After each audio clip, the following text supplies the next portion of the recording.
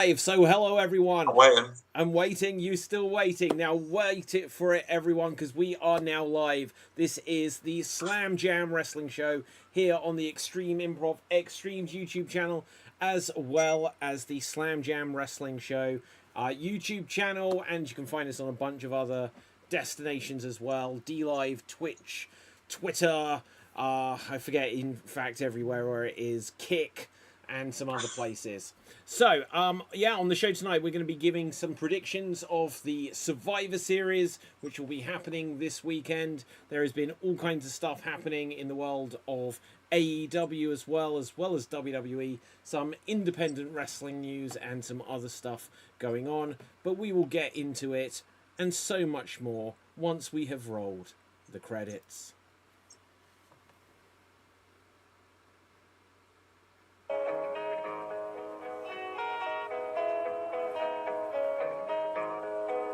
It's a Slam Jam show.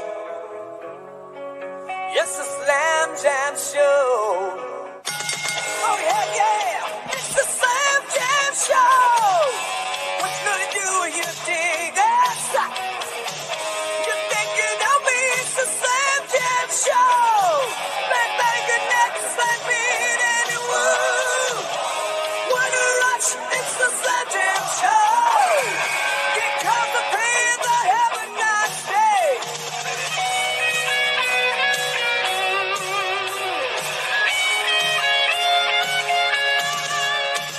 We're hitting the big, it's the Slam Jam show. With David Corey, David Gab, baby.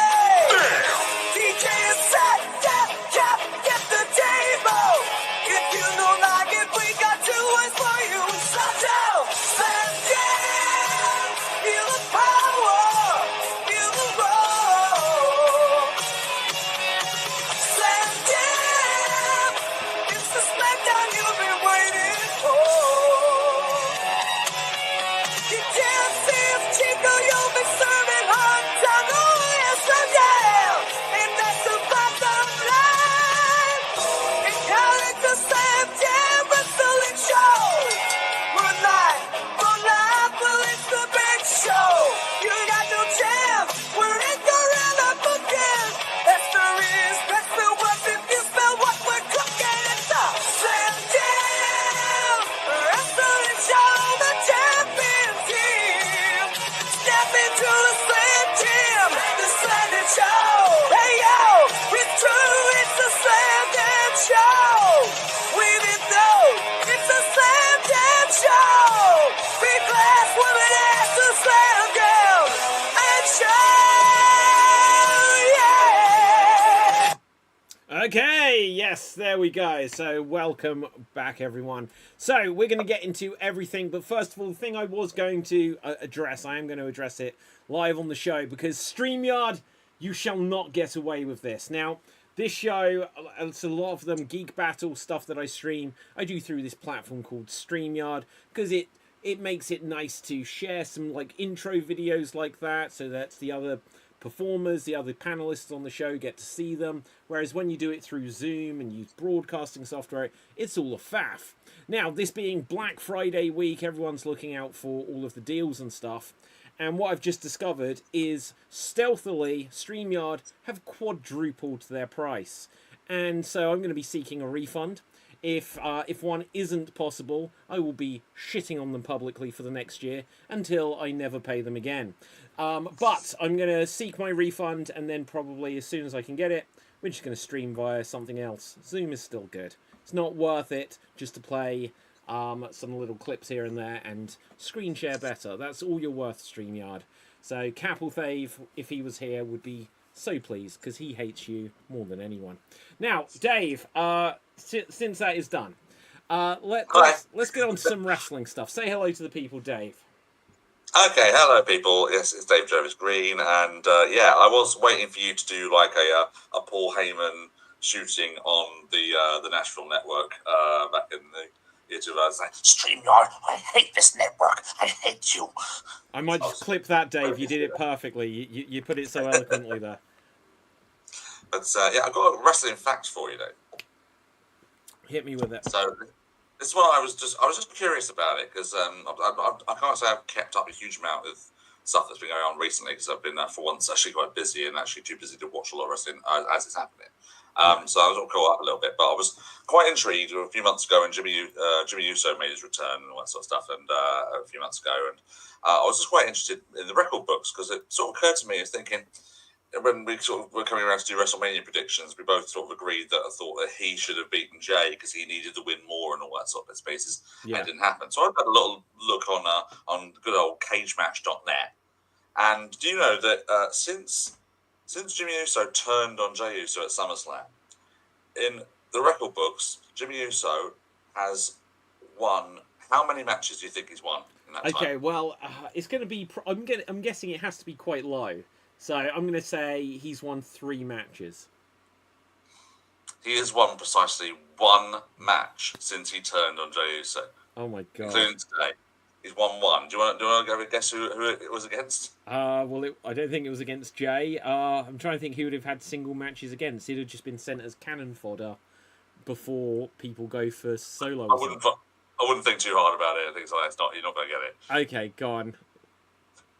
His last win was on the 29th of September 2023 on SmackDown, where he defeated in 2 minutes and 7 seconds Carl Anderson. That's a stat. That's a fact for you. A stat for you. He's not won a single match, even on house shows, according to Cage Match. So I didn't get it. That's including when he's recently come back as well, because he lost the solo and he lost the 6-man at Crown Jewel. So. Yeah. It's not looking good for War Games. Well, do you know, this is the interesting thing with War Games. Like, I'm not going to take credit for this. Cultaholic or WrestleLamia or one of these ever-present, constantly posting wrestle things on Twitter shared like a theory that at some point it would be the return of Rikishi, who would screw over the bloodline in some way and said that he did it for The Rock. Now, I am all in favour of that, but I think it has to be that The Rock gets into a conflict with Roman or the Usos, but I think they need to lean heavier into the Usos because that's the dad, or I suppose he's also Solo's father. So he needs to do something where he definitely betray. Maybe he'll come in as a face, like do something to Solo and then say he did it for The Rock or something like this. But would that make it like the longest term storytelling? When nowadays everyone loves saying about long term storytelling. What story could they call back to that's older than that? Oh, I don't know. You could probably get back, go right back to the head shrinkers or something like that, and say, "Oh, this is what bring in Samu back in his old partner and say, Gosh. You did it for Rock. Well, I'm doing it for Roman," and the head shrinkers face off. Yeah. So, how is Samu related to anyone? Oh God, he's like he's much older than I actually. Greg, I think he was. We ever thought he was at the time because he was. I think his brothers. I think he's. I honestly don't know. The lineage is so random and all over the place, but is definitely someone's uncle or in the yeah. Okay, so I've tried looking up Samu 2024. Maybe that's just a bit too ambitious. Because I remember Samu just disappeared in like the middle of the 90s, and that's why we suddenly got the Barbarian as the other head shrinker. Yeah, that was really random. It was so random. And look, so this says Samu 2024.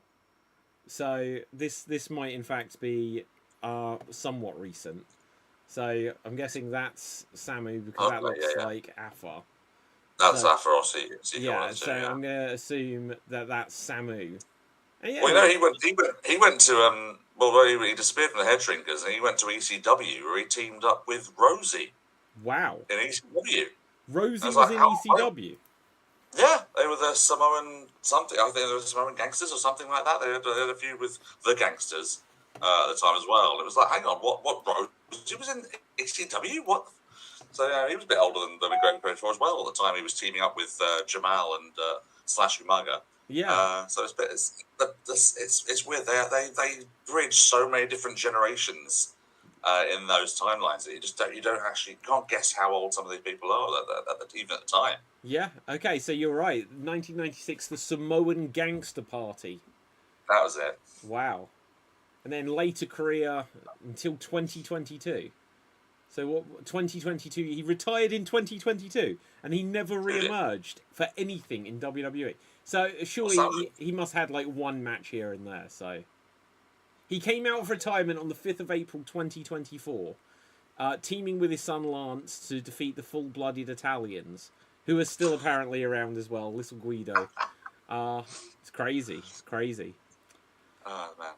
Yeah, that's a lineage as well. The full-blooded Italians lineage. Let's go with that one, shall we? Well, like, so who was that? There was like Big Sal. There was Little Guido.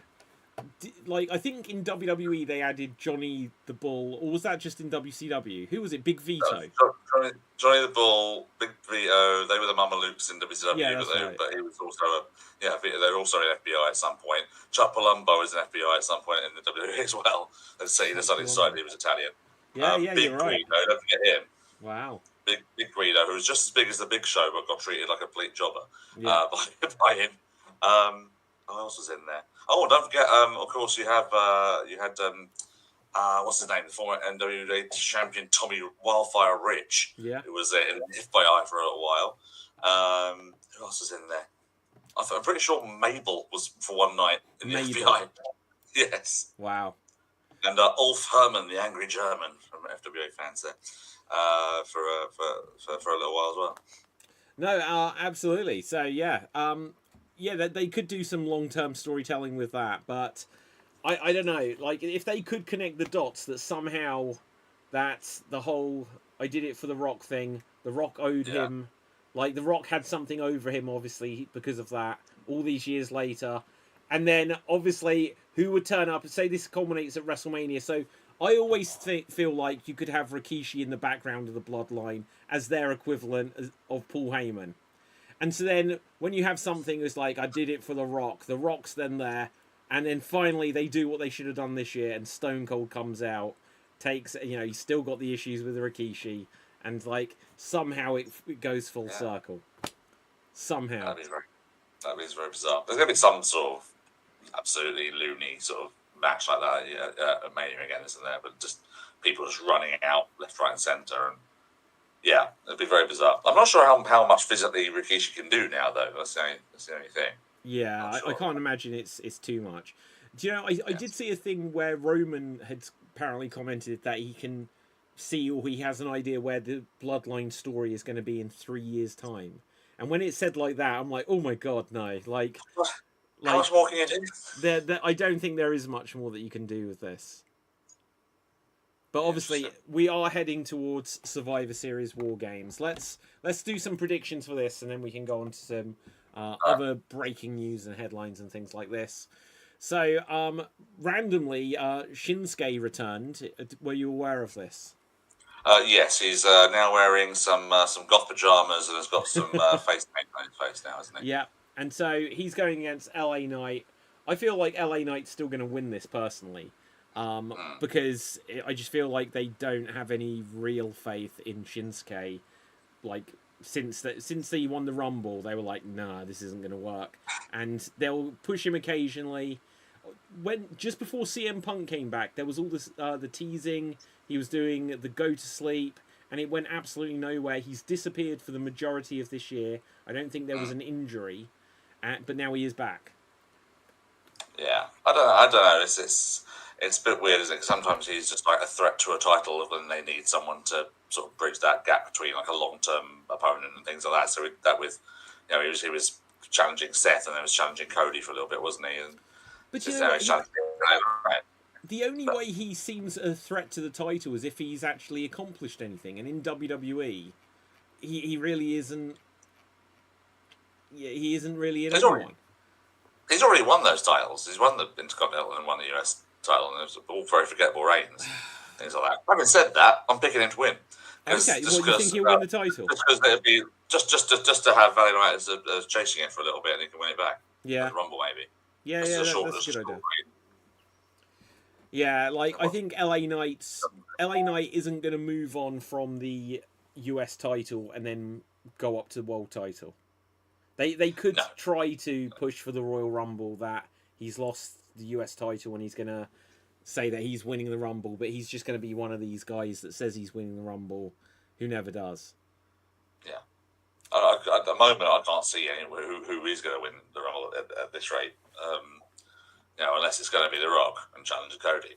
Yeah, it could be. Or, it's not impossible that they'll do something with CM Punk and Seth and Gunther and something heading into Mania.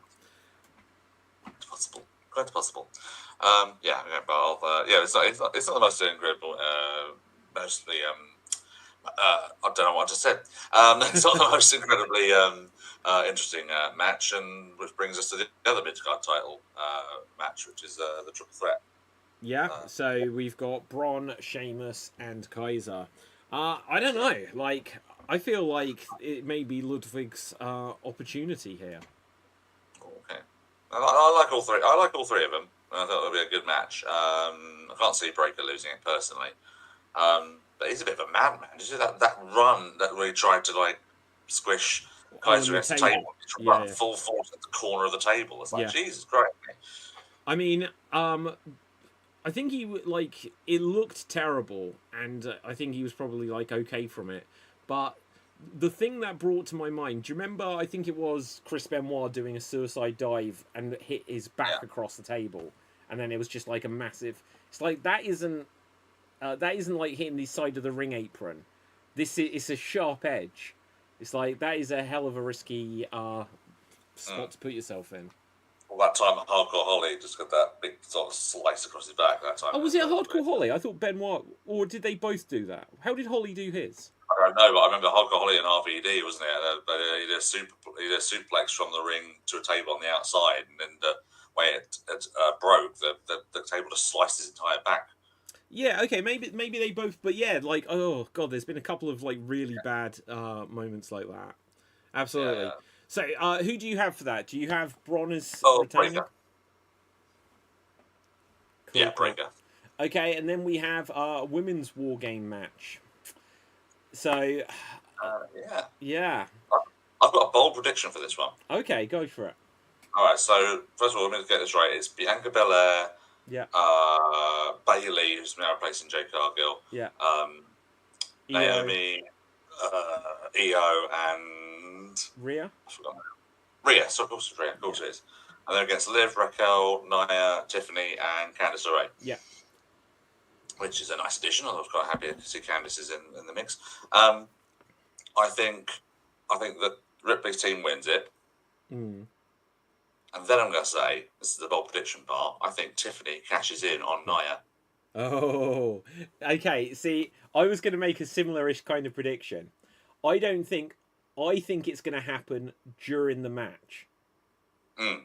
So, possible. It's I think it's happening though. I think she's got to. I think this is her opportunity. Yeah. Okay, so obviously, if it happens, because unless the case is coming into the cage with her, how can she do the "I'm handing it over" moment? Unless it is after. Yeah. Gonna bring it in with her, I imagine. Or that she's gonna have it stowed underneath the. Stowed in there. If when she runs in, she's got it and she uses it to hit some people, then people might just think, oh, she's using it as a weapon. And then imagine she comes. Well, I don't think she'll come in last, and I don't think when it comes in last it'll be over.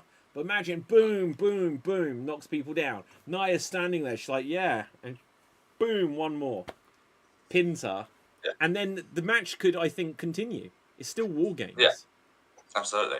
But it could be interesting because I think isn't one of the rules that once the match officially starts, when all of them are in, that if anyone leaves the cage, then that they've forfeited for their team. So possibly is that a War Games rule?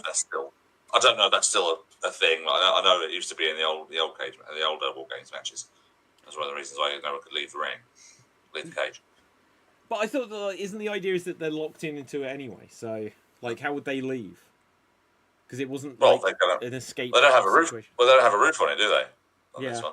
Yeah, true. Do you remember the old?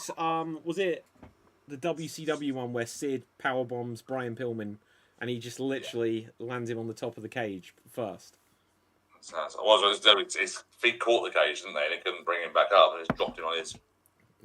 Yeah, absolutely. Another power bomb. That was it. It was So those they were quite low ceilinged cages, but I always found it extraordinary that there was just two rings next to each other in this massive cage, and then seeing someone like Sting just run from one cage and just run ring and just dive over the ropes onto whatever it was, Dungeon of Doom members, whoever it was that was on there. That's my first War Games match, was the Dungeon of Doom versus the Hulkamaniacs or whatever it was.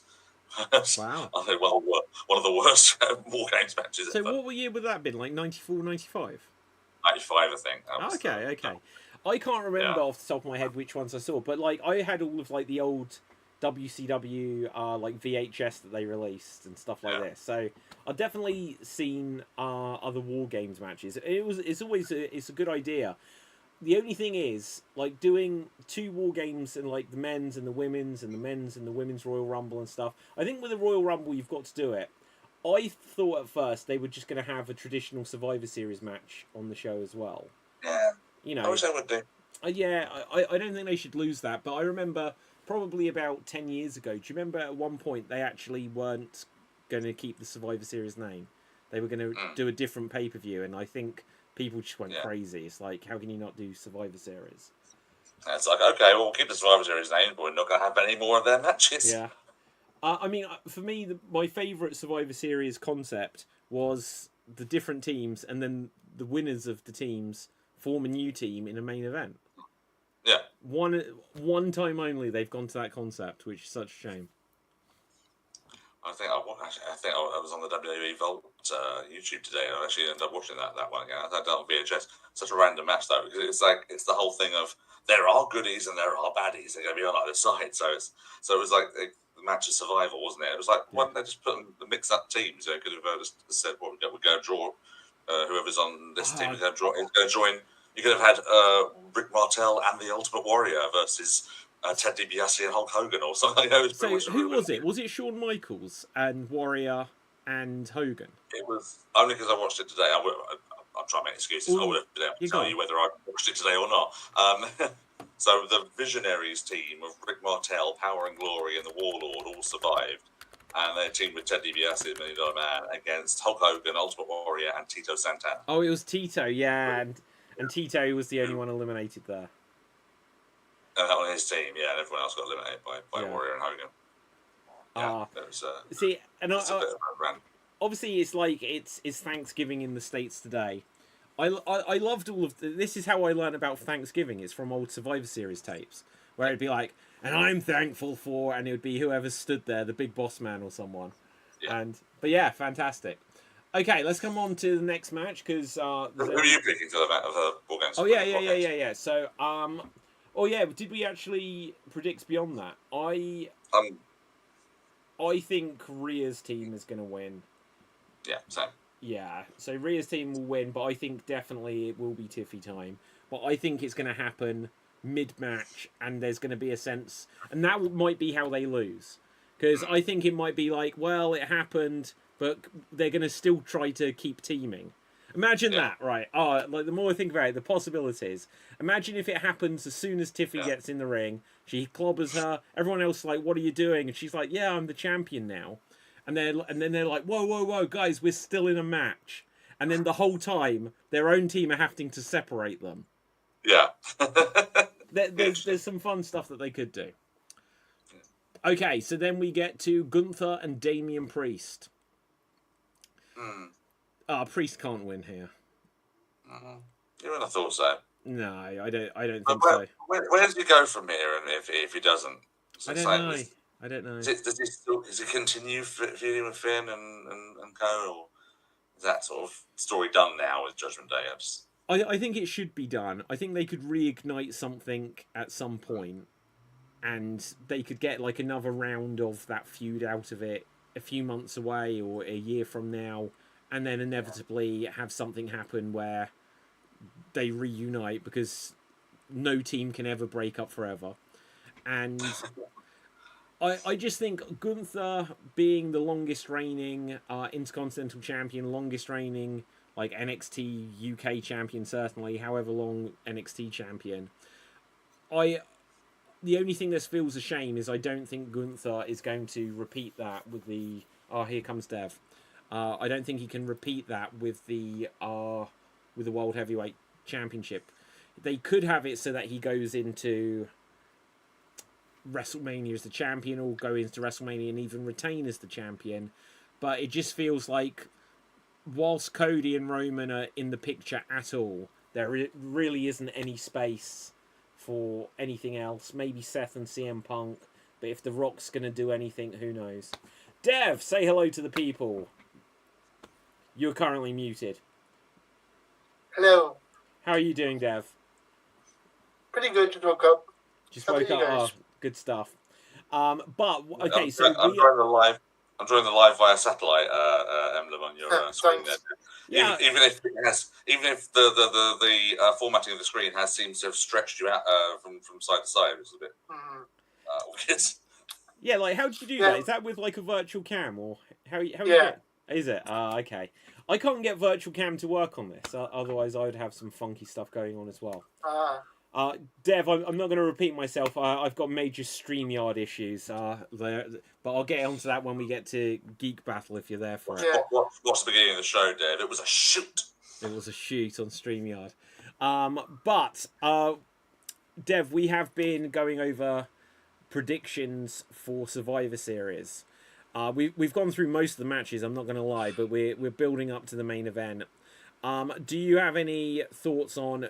We're currently on Gunther and Damian Priest. Dev, what's your take on that? Well, Damian Priest deserves a good run, but Gunther is too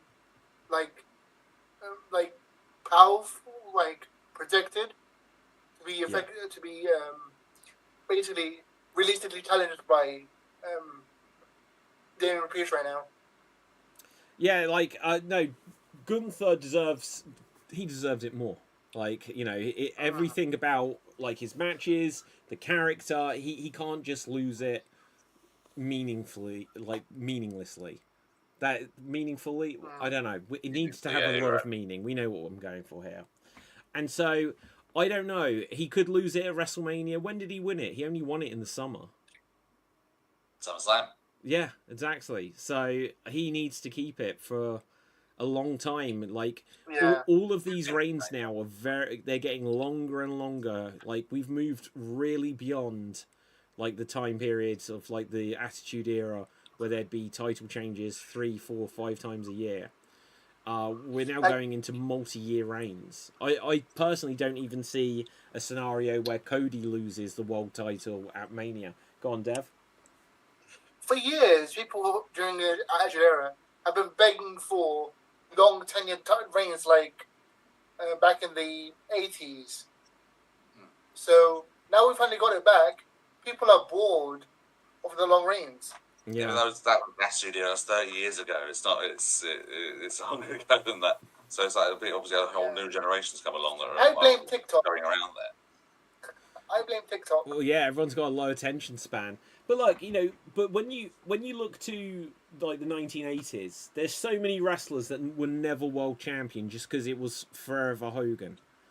And it's just why was Rick Rude never a world champion? Why was Mr. Perfect seen as a little guy back then, and stuff like this? Yeah. Why, Earthquake should have been a world champion, and all this. Why was Andre world champion for 3 minutes and never actually got a real run? Because it was forever Hogan, forever Bruno before that, and forever Backlund in between. And then, obviously, by the time of the Attitude Era, I don't know how long Steve Austin's longest reign was, but it may have been 3 months, 5 months. When you go to WCW in the year 2000, I think the world title changed hands something 21 times. Just in between Vince Russo taking over with Eric Bischoff, and then by the time Hogan won it and dropped it to Booker T, and then they left it on Booker for a little while. But they had so many title changes where Nash won it, Flair won it again, Jarrett won it 5 times. Go on, Dev. My question is, how long did David Arquette hold the title? How long did who? David Arquette. That's a good question. So I think he won it on like a WCW Thunder, and then lost it at the pay-per-view, or maybe it was the other way round. Dave, you might remember this. David Arquette. He won. Did he win it in the triple cage match, and then, or did he Did lose he win it it? in a tag match? Yeah. Him and DDP against Jarrett and Bischoff. And whoever got the pin. Yeah. And Dallas Page was the champion. And when David Arquette won, Dallas Page celebrated with him. Nothing made sense. And then David Arquette turned heel in the triple cage. And that's where I think Jarrett won it back. Yeah, I think so. I think Oh that's my right. god. Ugh. But not before he successfully defended it against Tank Abbott. Wow. Yeah, it's amazing when you look back at the history when it comes to Tank Abbott. That Tank Abbott, like, this isn't a fair retelling of history. But basically, Vince Russo wanted to put the world title on Tank Abbott. And that's when they were like, no, we're getting rid of Russo. Like, no one could allow that to happen. No. And then Tank Abbott was given a dancing gimmick with 3 count. What's that, Dev? Tank Abbott in Japan is amazing, though. Do you know what? I've never seen Tank Abbott. Didn't know he'd done that. I mean, look, him and Shelton Benjamin as well. Wow. He wrestled Shelton Benjamin. No. Shelton Benjamin in Japan. Oh right, yeah. In Japan. Well, do you know what? We can get onto some AEW stuff shortly, I guess. But Shelton Benjamin, spoiler warning, picked up a win this week.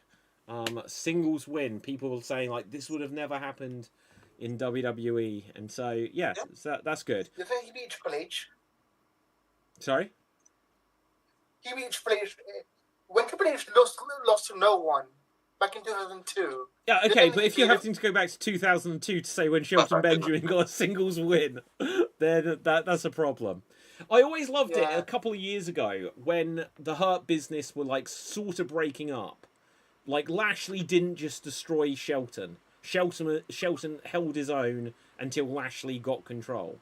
You know, and they should build up guys like that. It was like in the Royal Rumble when you had Shelton Benjamin get in the ring with Brock. It's like, yeah, they were a tag team, like, and hardly anyone in the arena. Well, I guess the arena would have been the Converted, so would have known. But like, no one knows that because they weren't a team on WWE TV. But they could have made Shelton and Brock have some sort of like callback in history more than just Brock now throws him out and they'll never reference it again. But anyway, back to the Survivor Series. Gunther, Priest, Dev. Who were you going for? Gunther returns. Gunther, Dave. Yeah, same. Yeah, same. Okay, Dev. We'll just before we come on to the main event with it all. Did you have any groundbreaking predictions for the women's War Games match? Dave and I have both given some thoughts on Tiffy Time actually cashing in. Asuka's going to make an appearance. Okay. To do what? To interfere on behalf of Damage Control. How do you interfere in a War Games match? Wait. Listen, there's Damage Controls. They're not in the match, are they? Apart from Mio. Wait. Are they not? Wait, I'm confused. Who? I thought Kyrie and Io were in it.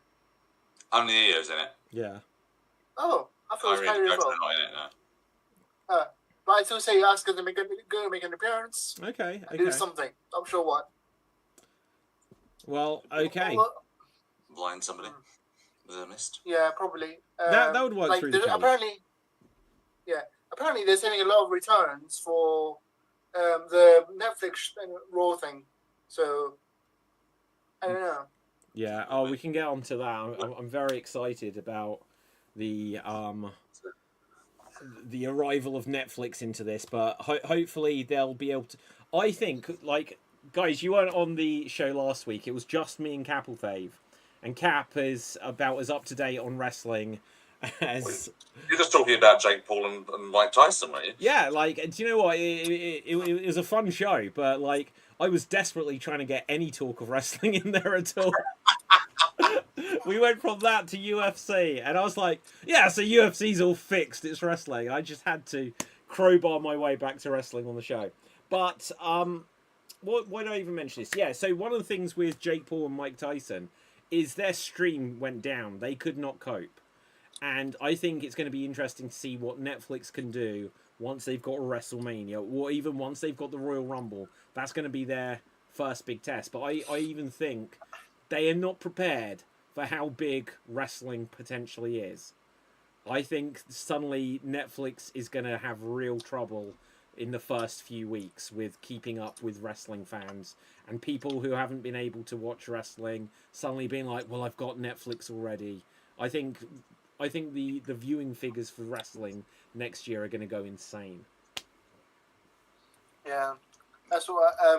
From what I hear, TK, because of what happened during the Jake Paul and Mike Tyson match, TKO have been talking to Netflix and being like, "Do you want us to help with the servers? Like, do you want us to like provide funding for the servers or something?" Well, like they're trying to get into an arrangement of like buffing the servers. Yeah, I wouldn't do that if I were TKO. I'd be like, sign the deal, make it work. You know, I'd make them deal with it. Look, because they're going to get a lot more subscribers. I think, you know, if their subscriber count hasn't trickled up in preparation for this, I think, like with Netflix, month by month, I could take it or leave it. I'm like, oh, Cobra Kai's on or something. Then I'll be like, Yeah. 7, like when Stranger Things coming back. But now they've got like a permanent thing for wrestling fans who is going to keep them there. It'll be interesting to see how much of the archive of like the WWE network ends up on there or not. I think it's going to be like mostly just major shows. So stuff like those original programs, like the Jim Christian show or WWE Camp or whatever, Camp WWE or whatever. Those sort of things are going to be gone. I understand. It's going to be mostly the archive of the pay-per-views and possibly the last few years of Raw and SmackDown and things like that. But it's not. All I know, Dave, is that as our shared account will have to will be gone in next month. I know. So, I know. Yeah, I need to make sure I'm up to date with everything on that, Dave. Yeah, no, absolutely, always do. I know, like suddenly it'll just like come in a wave. you're always on it, all right. Right, but Sorry, Dave, but what I was going to say is like we're going to lose Legends House. Did you ever watch that? I never watched it. Oh my god, it was like Roddy Piper and like Jimmy Hart and Jim Duggan, or I forget, Sergeant Slaughter in like Big Brother. It was crazy. That was the show where they shouldn't have given up on it. They should have kept that going.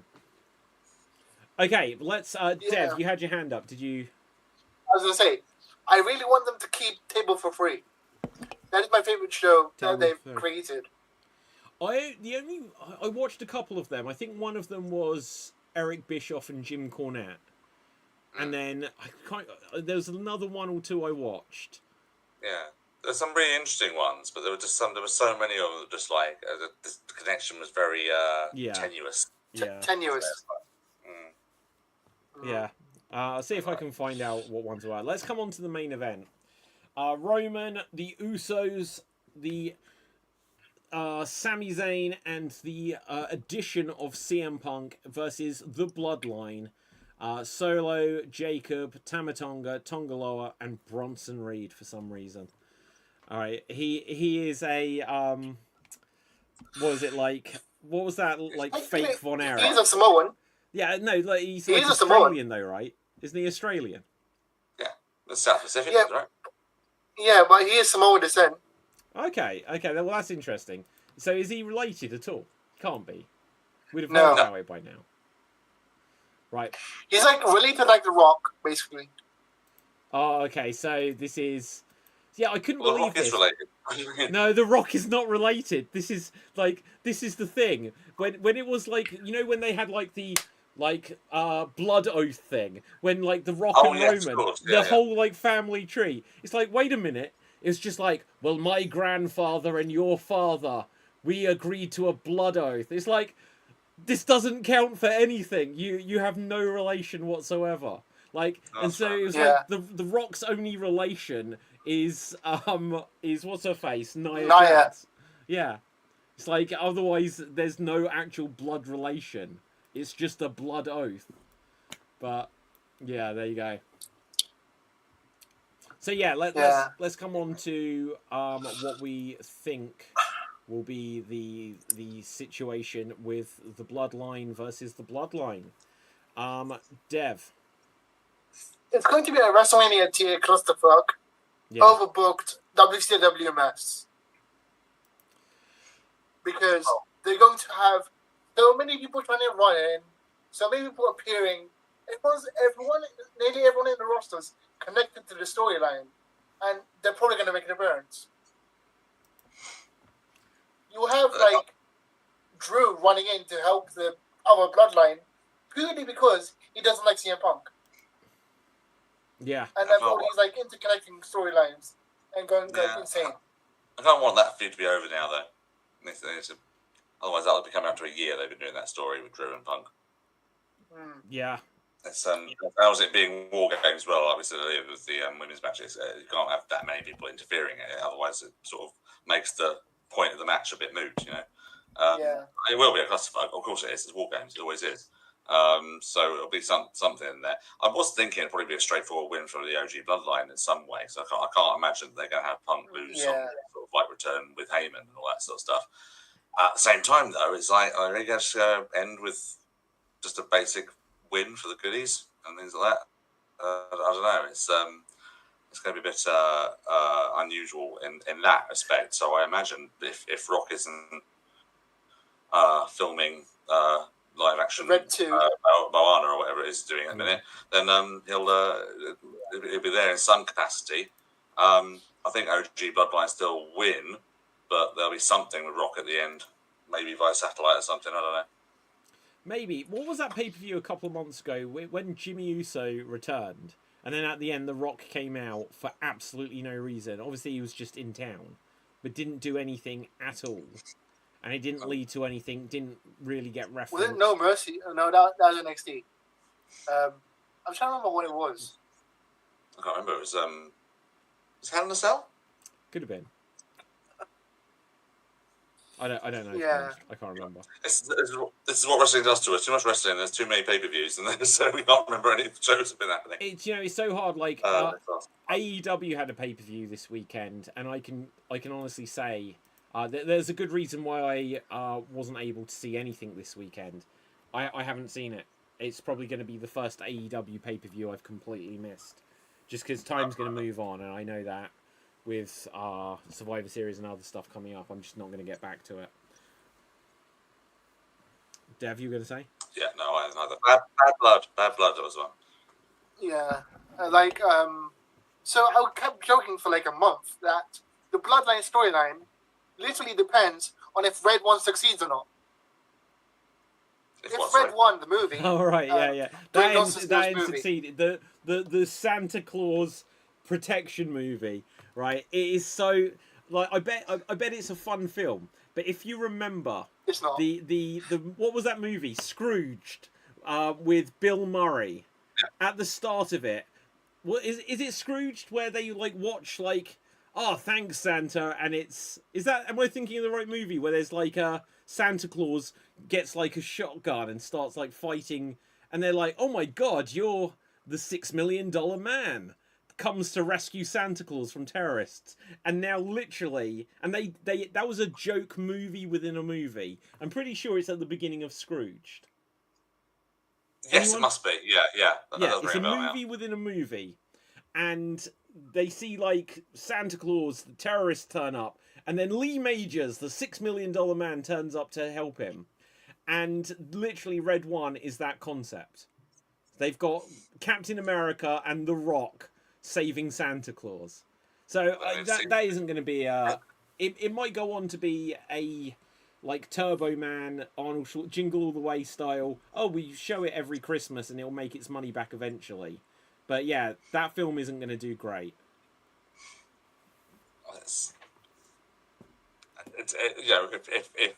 If Black Adam had done well, Rock might not even come back to wrestling at all. So it's true. Thank God that bombed.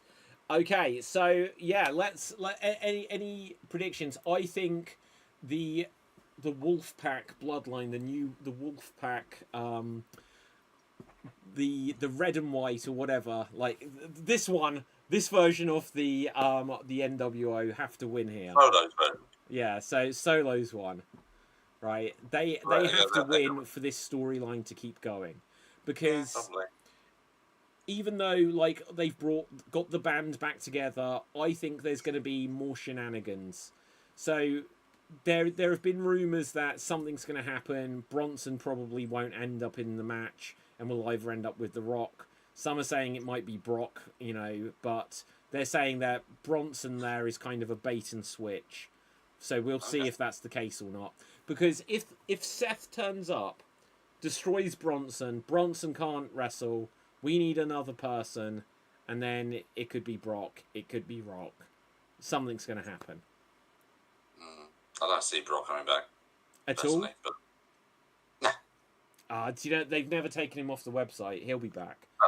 But then they did mention him by name in the New Day segment on Raw, so I don't know. Yeah, he'll be back. Look at Paul Heyman's position in the company. Look at TKO overall, you know, UFC and all this. He'll reemerge. That will happen. I'd be shocked if it doesn't, but who knows? It may not. He needs to come back just so that his daughter can debut, and I'm going to show you this here. Right, I mentioned this is a great segue. His daughter, mate. It's taking me worry.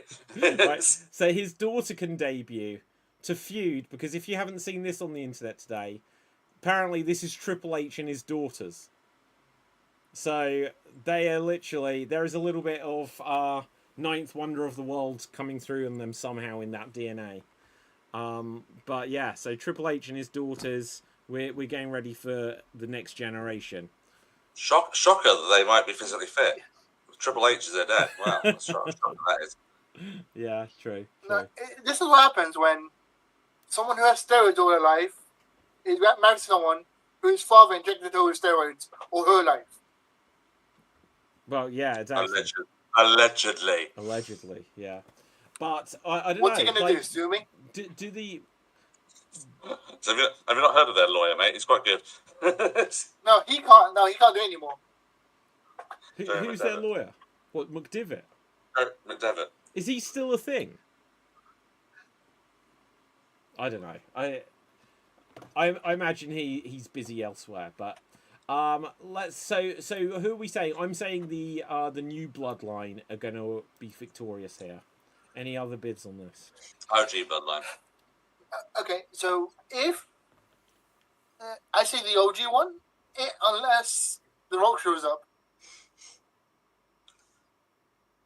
Yeah, like it'd be interesting to see if The Rock does show up. I think The Rock. I don't care if they're like making Moana or whatever. How could he not say, like, with the year he had and all of the publicity and everything, that he wouldn't see the value in, no, I've got to still keep this WWE thing because it's going to benefit the movies. You know, The Rock was the biggest, most talked about star for months without a movie coming out. Like, Black Adam failed, and then he was still like an even bigger star after like a flop like that. And nobody cared but me, to quote our good friend Jimmy Mack. Right, okay, nobody cared. Right, okay, so let's see what else is going on. Anyone seen anything fun out of AEW? Because they've got their whole Continental Classic, their point system and stuff going like on like this at the moment, which I remember it from last year. It just really, it dominated a lot of the matches on the shows. Yeah. I enjoyed it. I thought it was really good. I thought it was... Go on. Go on, David. Sorry. Go ahead. Dev, go for it. No, go ahead. Okay, I'll go ahead then, okay, goddammit. Right, okay, no, go. Someone go. Alright. Okay, I'll go. So the only thing I know about the Continental Classic is Shelton Benjamin is not on the gold section, is he? I don't know. On the I gold know block they've got or two the different. blue block? Yeah. I see what you're saying. And they were saying how, depending on what block he's in, will like determine what gimmick he has. If he's in the blue block, we'll get the usual Shelton. If it's in the gold block, we'll get the golden standard. from ECW. Okay, interesting idea. All I saw today was that I saw some of the results coming on Continental Classic, and that Darby Allin and Brody King had the main event match. Yeah. On there, Brody won, and the story was that Darby got run over at the pay-per-view. Yeah. Someone run him over or something. Oh my god! So was he driving a car? I saw a thing about this, and he was actually driving it and smashed and crashed the car. Yeah, so Brody was at a post-match interview thing. I was on their social medias, saying I was begging Darby just to not take the match and let's just carry on, because they've had like a long time feud, like old rivalry. Else in other places they've been wrestling each other for years. Obviously they're good friends in real life, but so they had this rivalry saying, "No, don't stay down." So this is probably going to be a little bit of a turn for Brody King, which would be quite interesting, I think. Because he's one of those guys that the crowd really does react to. Yeah. In terms of some of the stuff. So as far as in-ring stuff goes, so whether this the constant rumours of Malachi Black going back to WWE are true or not, in the House of Black group disbanding and things like that, I don't know how true any of that is, because there seems to be any time that Malachi Black wrestles or loses, everyone's saying, "Oh, he's lost because he's going to leave now. He's going to jump ship again," and it never actually does. So depending on that, but Brody's a good guy to sort of, I don't know, have as your sort of next one up, because of the reactions he does get. He is good. He's what you imagine a wrestler to be. He's like a very big guy. He's got a look that only you attest to with a wrestler, and he's got good ability in there. Whether they actually decide to do anything with him in this tournament, obviously is a different thing. I don't think he's going to win it, but he'll probably stand to have a good story within the tournament, and that could happen to anybody in there. It's a weird little field. It wasn't the first one I thought of when I was picking people for who I thought would be in there. I certainly didn't see Juice being in the pick. I certainly didn't see the Beast Mortos being in there either, which is a strange one to go with.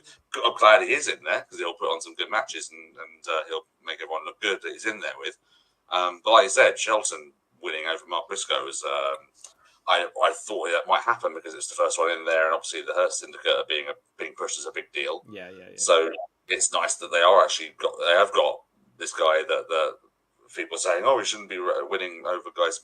Why not? He's a good wrestler. He's new in the company, and people a few weeks ago were complaining that he was losing to Swerve Strickland. So you can't please people. No, absolutely can't. Yeah, no, I completely agree.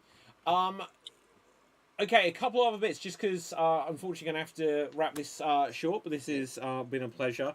I just want to quickly get your guys' take on the situation with Ricky Starks, if you've been following it at all. So, Ricky Starks did an interview with Chris Van Vliet, if I'm pronouncing that correctly, and it seems like if you do interviews with him, issues kind of follow. Because I remember Cody complaining about something being taken out of context or whatever, but apparently he did this. He said I go backstage at WWE because I'm invited. They're my friends. When we've got people on our TV complaining about those guys or taking digs, so what's the harm? And suddenly Ricky Starks has been pulled from his GCW matches that he's going to have with Matt Cardona or whoever. And it's interesting, Ricky Starks is clearly out the door. To be honest, whether or not Malachi Black ever goes back to WWE, I don't know. I think Brody King, there's a risk there he's going to end up in WWE, because apparently he's a big CM Punk friend of Punk's, and I can absolutely see Punk eventually having some sort of stable or something like that, just where he can have some underlings so that he can be on TV and not be a manager, but kind of have other stuff happen. I could see him getting him in there for that dev. Okay, so the thing Tony Khan does, which I hate, and I'm fully aware of what he does, is he holds wrestlers hostage. Especially the House of Black. All of the House of Black want to go to the WWE, but Tony Khan extended their contract, because the way the AEW contract is structured is they can extend it if they want. Tony Khan can extend it if they want. Even injury. Even if injury, and he did it recently to Penta? Phoenix. Oh, Phoenix, yeah. Yeah, to keep him in AEW, so they want to go to WWE. Yeah, but like, so they must have. So if say you got a 3-year contract and you're injured for 6 months, they can extend it by 6 months. You know. Yeah. WWE did that as well. I think they do because like, didn't WWE do that with Luke Harper back in the day, where he like publicly tweeted that he wanted to leave, and they're like, "No, you're not leaving," and they made him wait They for did his it with contract. Mysterio quite recently, I thought, as well. With who? Pretty sure. Because Mysterio. Rey Mysterio. Wow, Rey Mysterio wants to leave. Yeah. I don't know. I just think that he was coming to the end of the contract, and then there was a report saying, "Oh no, he's got a bit more on the contract." I think it was great that he wanted to leave. It's just they just reported that he had some injury time added to his contract. Because I'm not sure if they did it. I'm not sure if that's the case, but I think they did that to Ricky Starks just now. They've like extended his contract, and that's why he couldn't go to GCW. Yeah. It's just a case of just have to be careful with how you go about things, I guess, and I think Tony Khan has got the right to sort of to sort of at least decide on how his talent is actually used and things like that. I mean, him and AEW and GCW, their relationship's been a bit fraught over the time anyway. I don't know if you remember when John Moxley was GCW champion, but he could only lose it because I think Bill and Ricky Starks interfered in that match, or someone did. Sure. And he lost the title. He lost the GCW title to Nick Gage, and things like that. I mean, Danhausen recently has been complaining as well. Yeah. He's not been allowed to go off. He's been trying to find independent stuff, but he's been actually just trying to find independent stuff to do because he's not being used on television. And he has been. He's been on Independence. He's been on GCW. He's been on Progress over here and things like that. So he's going out about to do things. But I guess if Ricky's just constantly spouting his opinion on things, it's going to rub people up the wrong way. And you got to find a way of meeting in the middle. It's like that's life. Sadly, a lot of the time you've got an employer. I think like in a year's time from now, there's going to be a stable in WWE that is CM Punk, Brody King, maybe even Malachi Black, Aleister Black, and Danhausen. I think that's going to happen eventually. He's going to have his Ethan Page, Sean Spears, Cody Rhodes. Yeah. Dave, did you see the segment they did on NXT? When Cody went to NXT and met up with Ethan Page, Lexus King, and Sean Spears. I was like, good to see you guys again. Yeah. Do you know the thing that's a shame is obviously, look, AEW was built so much on the idea of goodwill and we're going to do this for the wrestlers and that, and some of the wrestlers will be frustrated, and you can't please everyone, and not everyone is actually quite good enough. And sometimes someone might be good enough, but it doesn't work out for some other reason, and then you'll have some people who don't get used because not everyone can be used, and WWE as well, but AEW in particular overhire and then quickly drop people.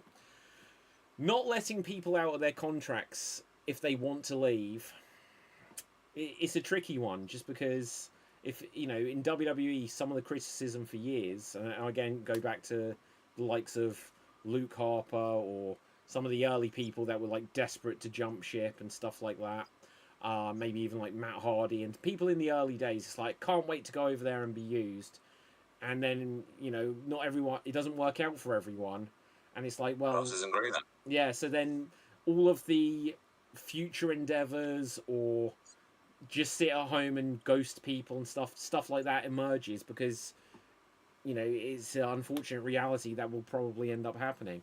We're going to wrap things up in just a moment. Dev, let's get a couple of final thoughts whilst I check to see if there's any breaking news. I'm going to give you 2 interesting tidbits. Allegedly, they accidentally gave Nixon Newell a 30-day non-compete, thinking that she was part of NXT. So she took a booking with a company in Wales, and then had to cancel it because the non-compete was 90 days. Yeah, I think I vaguely saw something about that, but again, just one of these things. They'll rebook that later, I guess. Yeah, And the final thing I want to bring up is, speaking of keeping people hostage under contract, remember Lucha Underground?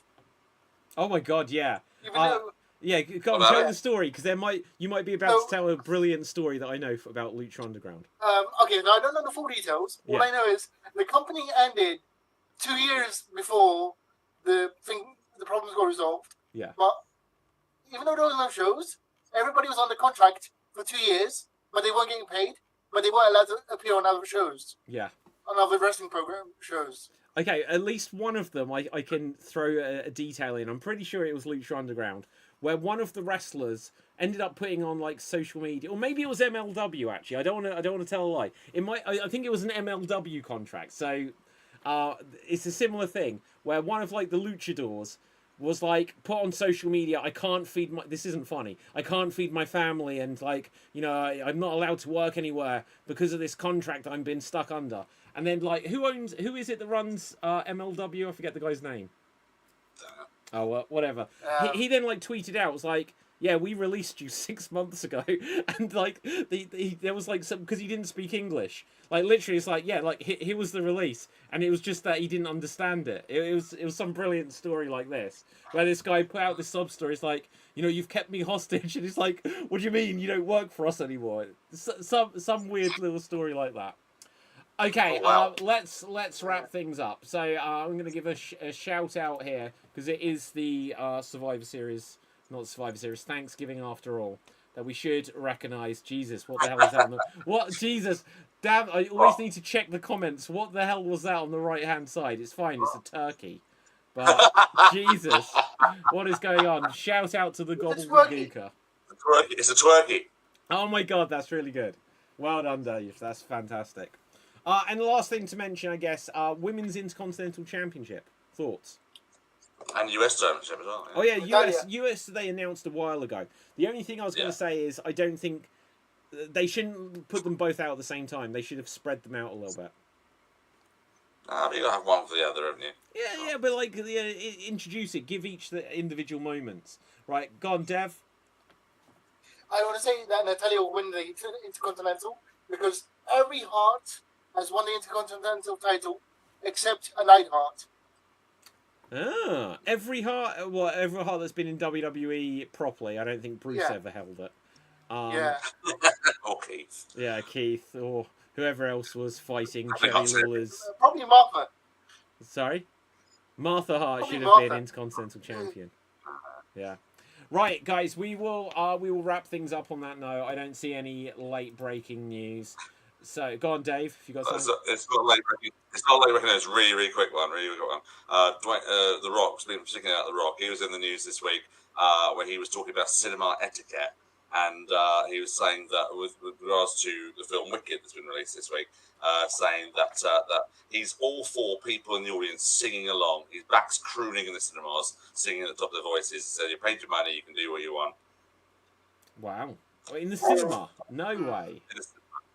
Jesus. No, he's wrong. I've been to a professional stage adaptation of Dirty Dancing, and there's just when you go to see that show, it's going to be a bunch of middle-aged drunk women just absolutely loving it. As soon as the Patrick Swayze character takes his shirt off, they always get chucked out of the theatre and people clap at that moment. So well, that's what happened in The Bodyguard, wasn't it? That thing happened last year in the Bodyguard tour. Tell me, what was that? Because I may. I remember last year that there was women that started singing along with I can't remember her name, but someone who used to be in the Pussycat Dolls is playing the Whitney Houston role. Start singing "I Love You," and then the crowd has got someone going, and it puts her off, and she can't sing the rest. She can't do the finale because they just put her completely off. It's a whole debate. Obviously, that's theatre, and obviously, Ross talking about cinema. Yeah. No, it's just stupid etiquette. Etiquette's there for a reason. Yeah. But I'm an old dear when it comes to that sort of thing. So. Yeah, exactly. Well, same thing. Imagine if you could go back in time and erase the "what" chant. How many promos that would have been groundbreaking promos were just watted out of the building, out of existence. And yet, at the same time, with Steve Austin, it was fantastic. Yeah. Right, and on Big that Show, note, Big Show giving up on a promo, going, "You're gonna want me? You're gonna want me?" Throws him right down and storms off. I think my favourite one was the Undertaker. Was like got so pissed off. He's just like, "Say what if you like to tongue kiss your own sister?" or something like this. Fantastic stuff. Right, okay, Dev, where can the people find you? They can find me on Geek Battle next, and they can also find me on TikTok and Twitch under the name FWD80. Okay, Dave. Just Google David Jervis Green and stuff will come up, as someone used to say on this channel. Okay, and my name is David Pisansky. You can find me on Facebook, Instagram, and Twitter, where I will be talking about how shitty StreamYard are now behaving. But with that, until next time, happy Thanksgiving. If It's you a celebrate. shoot! It's a shoot, brother. Right, now, with that, until next time, stay safe, always stay extremed, keep slamming and jamming, you slam jam bronies,